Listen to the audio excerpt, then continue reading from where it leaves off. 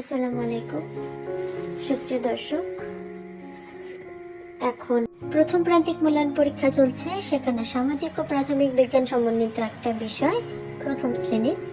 তো এখানে কি কি প্রশ্ন আসতে পারে, বাচ্চাদের কি কি শেখাবেন তা আলোচনা করছি। দেখেন, প্রথমেই আছে পানি কি। পানি একটি তরল পদার্থ যা আমরা পান করি।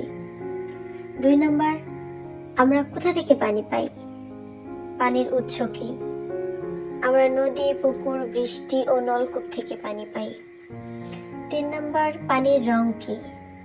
পানির কোনো রং নেই। পানি কেন দরকার, মানুষ, গাছপালা ও প্রাণীর বাঁচার জন্য। আমাদের দেশের নাম কি। আমাদের দেশের নাম বাংলাদেশ। বিদ্যালয়ে আমরা কি কি করি, বিদ্যালয়ে আমরা পড়াশোনা করি। শিক্ষক কি করেন, শিক্ষক আমাদের পড়াশোনা করান। আমাদের জাতীয় পতাকার কি কি রং আছে। আমাদের জাতীয় পতাকার লাল ও সবুজ রং আছে। পরিবারের সদস্য কারা, মা, বাবা, ভাই, বোন, দাদা, দাদি।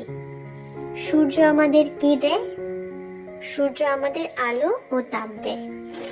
এই প্রশ্নগুলি খুবই কমন এবং সহজ, কিন্তু বাচ্চাদের সাথে এগুলো আলোচনা না করলে তারা বুঝবে না। তাই পরীক্ষার আগে বাচ্চার সাথে এই প্রশ্নগুলো নিয়ে আলোচনা করতে পারেন।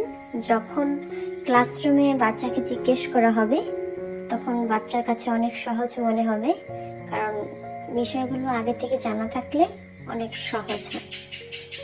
ভিডিও দেখে উপকৃত হলে অবশ্যই শেয়ার করবেন এবং সাবস্ক্রাইব করতে ভুলবেন না। এরকম আরও প্রশ্ন পেতে আমাদের চ্যানেলের সাথেই থাকুন। ধন্যবাদ সবাইকে।